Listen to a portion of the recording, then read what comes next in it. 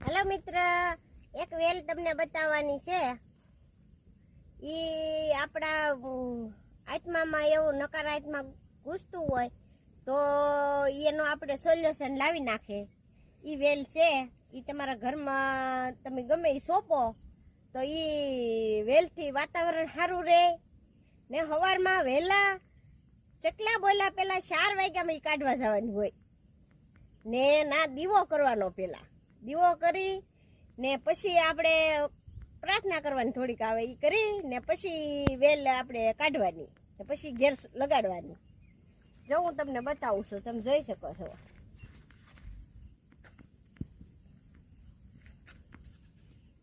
જો આ વેલ છે.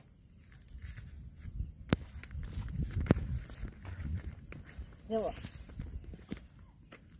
આ 2 પ્રકારની આવે છે.